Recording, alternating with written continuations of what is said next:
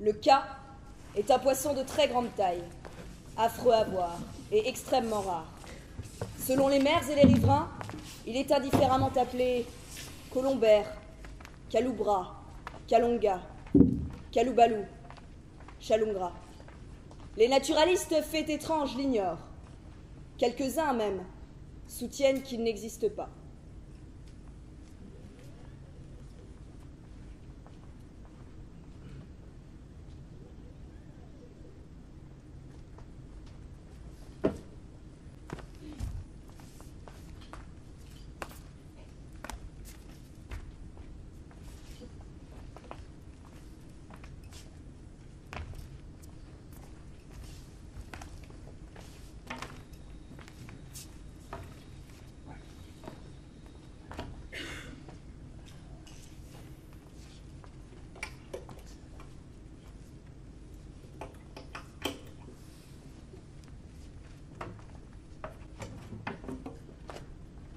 Quand Stéphano Roy eut 12 ans, il demanda comme cadeau à son père, qui était capitaine au long cours et maître d'un beau voilier, de l'emmener à bord, avec lui.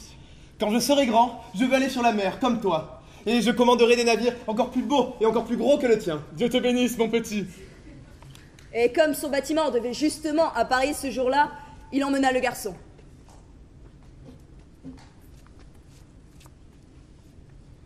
C'était une journée splendide, ensoleillée, et la mer était calme. Stéphano, qui n'était jamais monté sur un bateau, courait tout heureux sur le pont, admirant les manœuvres compliquées des voiles. Il posait de multiples questions au marin, qui en souriant, lui donnait toutes les explications souhaitables.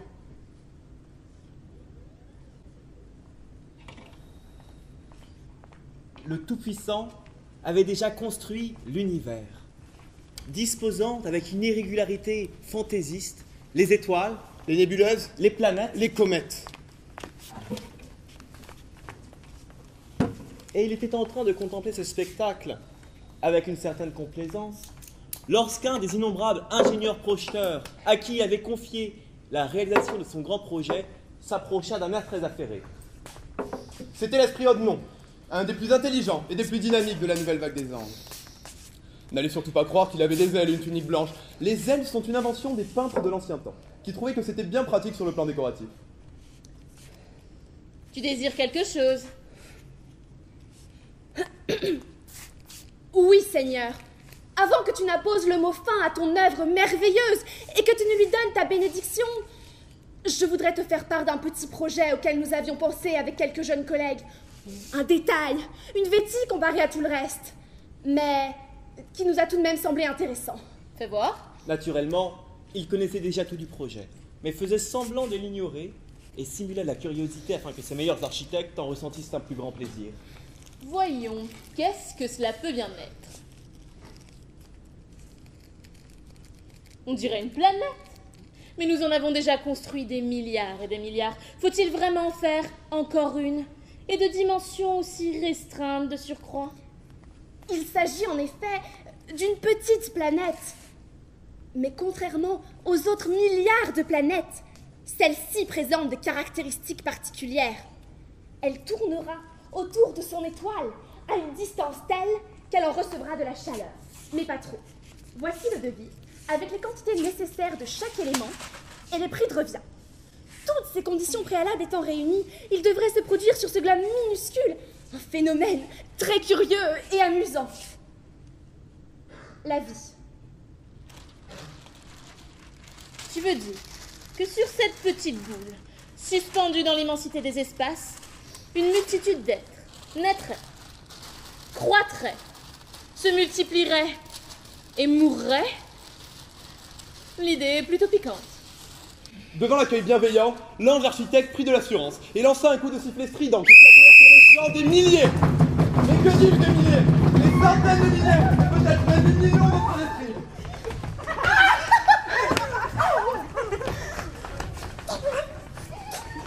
Tant qu'il ne s'agissait que d'un solliciteur. Bon.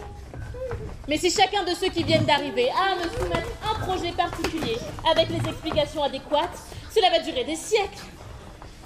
Les casse-pieds sont une plaie éternelle. Rassurez-vous, Seigneur, tous ces gens ne sont que des dessinateurs. Le comité exécutif de la nouvelle planète les a chargés de réaliser les innombrables maquettes d'espèces vivantes, d'animaux et de plantes nécessaires à un bon fonctionnement.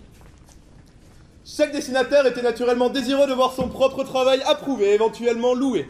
La diversité des tempéraments était symptomatique. Comme partout ailleurs, dans n'importe quel endroit de l'univers, il y avait l'immense masse des humbles, qui ont trimé dur pour constituer la base solide, pourrions-nous dire, de la nature vivante. Maquettistes à l'imagination souvent limitée, mais d'une technique scrupuleuse, et qui ont dessiné un par un tous les micro-organismes, les mousses, les lichens, les insectes relevant de moindre importance.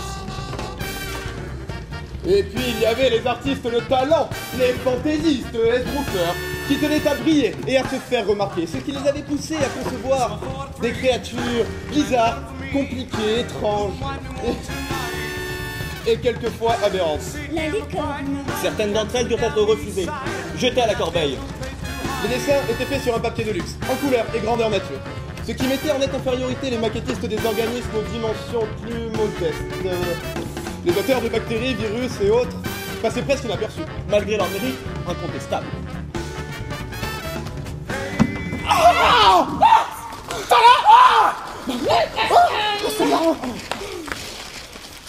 Que se passe-t-il ici?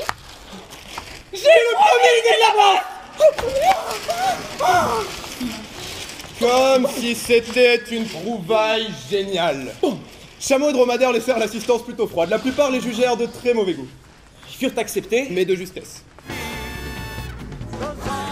les dinosaures firent sensation. Avec leur taille et leur corpulence, il était peu probable qu'ils survivraient.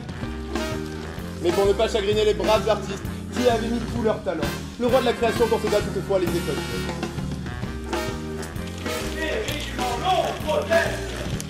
Il ne s'agit pas d'un nez, mais d'un organe très spécial, pour lequel je propose le nom de proboscide, ou trompe.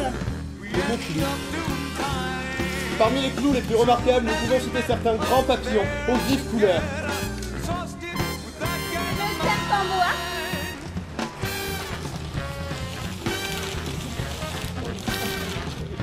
La baleine.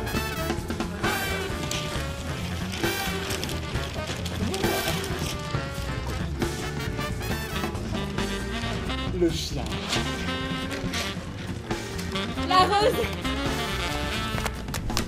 la puce, On s'accorda à l'unanimité pour prédire un long et brillant avenir à ces trois derniers personnages.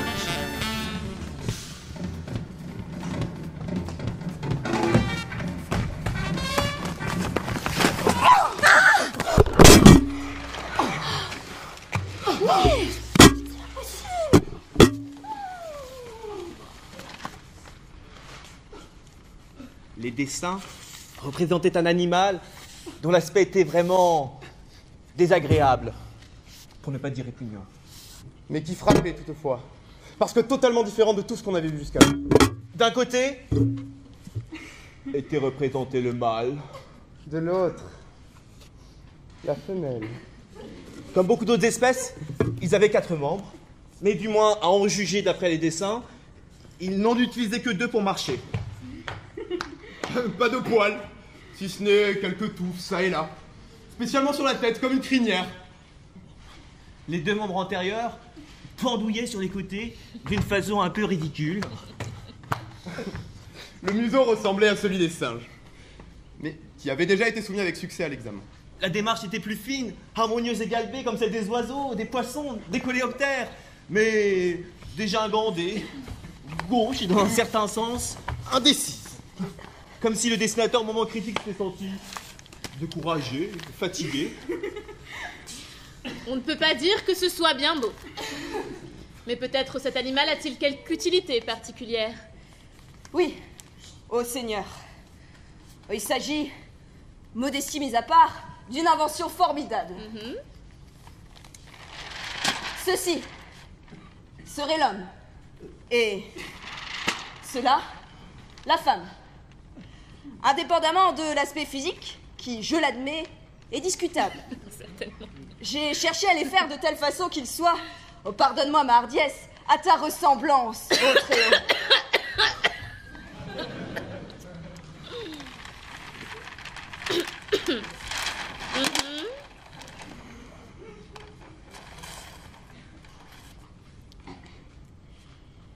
Ce sera, de toute la création, le seul être doué de raison.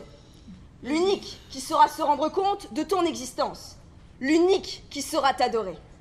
En ton honneur, il bâtira des temples grandioses et il livrera des guerres terriblement meurtrières.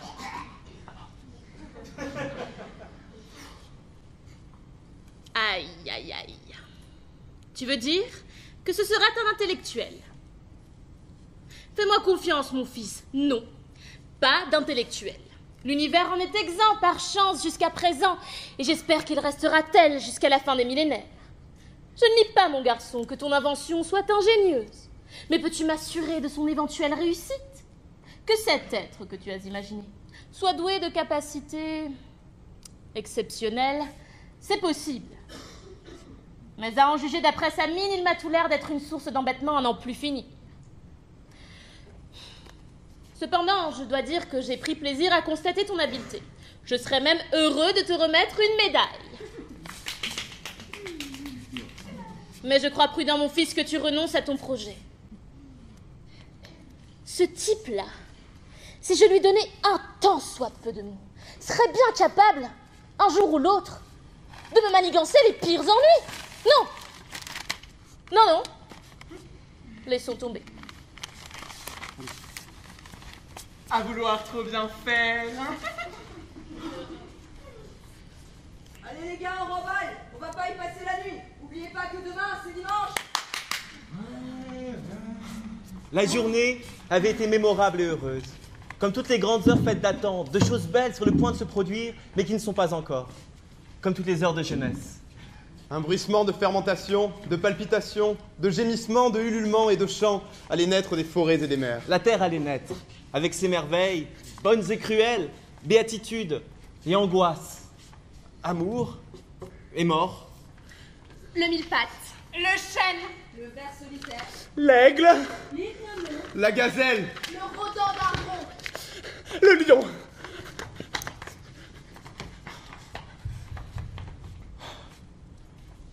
Un peu là, le sublime se retrouva seul au milieu des immensités qui se peuplaient d'étoiles. Il allait s'endormir en paix.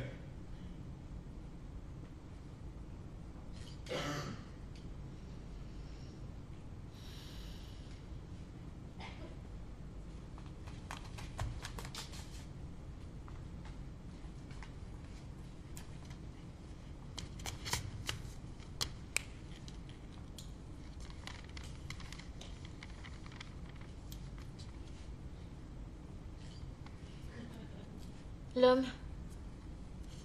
Quelle idée folle! Quel dangereux caprice!